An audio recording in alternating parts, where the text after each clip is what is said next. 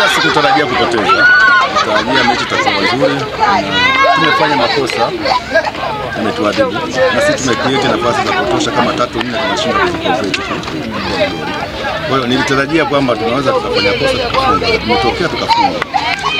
Ya haina hatari kwa sababu timu haishuki.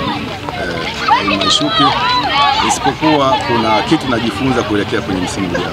Kwamba ni namna gani nahitaji nitafute vijana ambao wanaweza kuongeza na baadhi ya wachezaji ambao tutawaacha ili tuanze msimu vizuri kwa kuweza kupambana kwenda kwenye mashindano.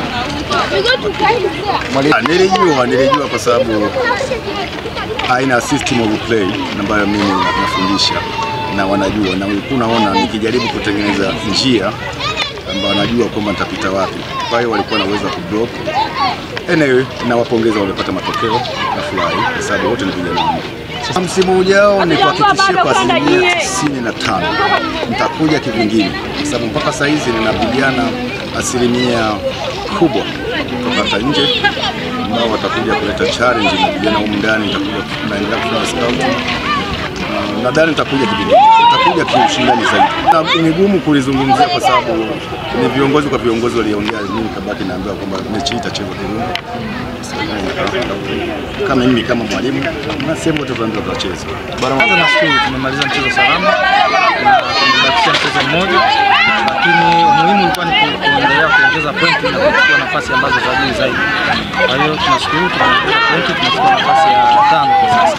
Kwa hiyo nafasi ya 5 nadhani kwa michezo iliyobakia Mungu akitupendeza naweza tukamaliza hapo au tukishinda na mechi ya mwisho tunaweza tukaongeza tena.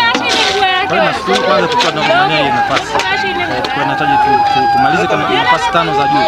Kwa hiyo nadhani kwetu imekuwa ni nzuri sana. Kwanza tunashukuru, kwanza ni wote ni wanafunzi na kweli ni wadogo. Wanashika yale ambayo mwalimu anawaelekeza. Kwa hiyo faida yao ni kushika yale ambayo anawaelekeza na ni kwa haraka. Kwa hiyo ni faida. Nyingine ni kasi. Wana kasi, udogo wao unawasaidia sana kwenye kasi, kufanya movement, kufanya pressing. Kwa hiyo napata faida kwenye kwanza tukiwa tunacheza na timu nzuri, wana mwalimu mzuri.